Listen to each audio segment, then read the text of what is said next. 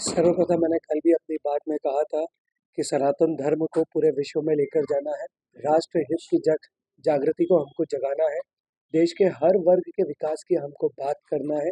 इन सब चीज़ों को लेके और स्वर्णिम भारत को बनाने के लिए मैंने अपना टिकट को उठाया, मैंने अपने फॉर्म को उठाया है और ये त्याग सिर्फ इसलिए करा है कि सनातन धर्म को पूरे विश्व में लेकर जा पाए।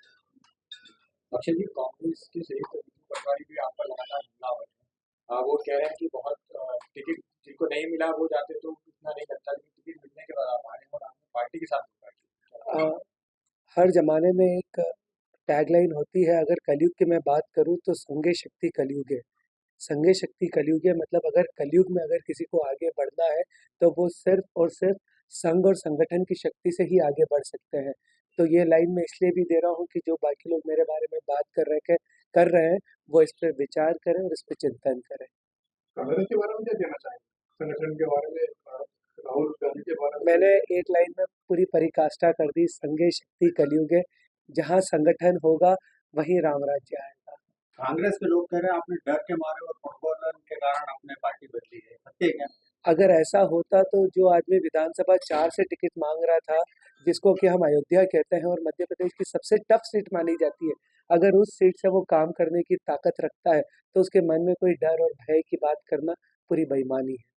अक्षय जी, एक केस के बारे में लगातार दिख रहा है, जी, धारा 360 इस केस में बढ़ाई गई। बिल्कुल। क्या कहेंगे उस केस को लेकर? बिल्कुल, मैं आपको ये बताना चाहता हूँ कि मैं पिछले 25 साल से कार्यरत हूँ और इस 25 साल में मात्र एक केस मेरे ऊपर चल रहा है और उसी की बात कर रहे हैं, जो 307 की बात कर रहे हैं। 307 का जो केस है उसके अंदर कोर्ट ने ये कहा है कि प्रथम दृष्टया, प्राइमा फेसिया इसको कहते हैं, प्रथम दृष्टया ऐसा लगता है कि 307 पे भी विवेचना होनी चाहिए। तो 10 मई की जो तारीख लगी है उस दिन उस पे विवेचना होगी, जब हमारा वकील आर्ग्यू करेगा, उनका वकील आर्ग्यू करेगा, उसके बाद डिसाइड होगा कि 307 लगना चाहिए या नहीं लगना चाहिए। उसके बाद उसके आगे की कार्रवाई चालू होगी। भारतीय जनता पार्टी में आपको किस पद से सम्मानित किया जाएगा? मैं तो सिर्फ यहाँ पे एक नन्हा सा कार्यकर्ता बनने आया हूँ और बहुत खुश हूँ कि पिछले 24 घंटे में 18 घंटे मुझे कैलाश जी भाई साहब ने हाथ पकड़ के बोलना सिखाया और इसलिए पहली बार आज अलीराजपुर में आप लोगों के बीच में आया हूँ तो अपना भाषण दिया है। ये अलीराजपुर का मेरा भाषण मेरे पूरे जीवन में हमें मुझे सदैव याद रहेगा। अक्षय जी, इसी का एक पूरा प्रश्न है। आरोप ये भी लगाई है कांग्रेस की कोई डील हुई है किसी पद को लेकर के, कोई डील है क्या? भविष्य देखते हैं भाजपा में? जो आदमी का नामांकन फॉर्म में जीरो से अर्श तक गया हो तो वो क्या डील करेगा?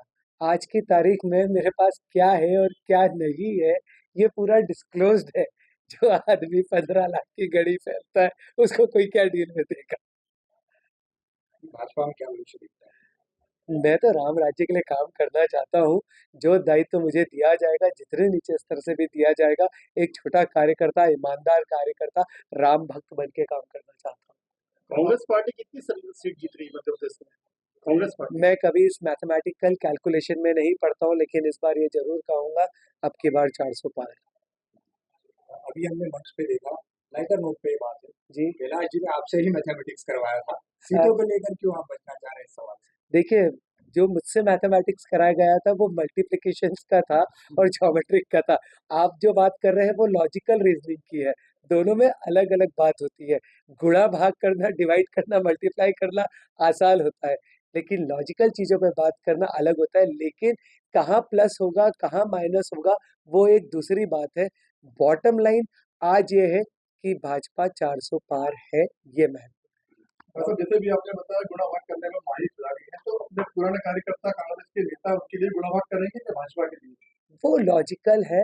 मैं तो ये समझता हूँ कि आज अगर मेरे मन में ऐसी कोई बात आई है तो कहीं ना कहीं जिसके मन में भी भगवान राम विराजित होंगे और जिसके मन में भी त्याग की भावना होगी वो बिल्कुल आएगा और काम करेगा राम राज्य के लिए।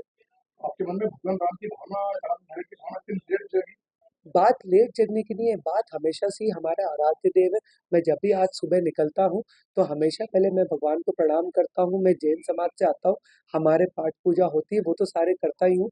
उसके अलावा हनुमान चालीसा, बजरंग बाण भी करता हूँ और ये मेरा दैनिक दिनचर्या का हिस्सा है।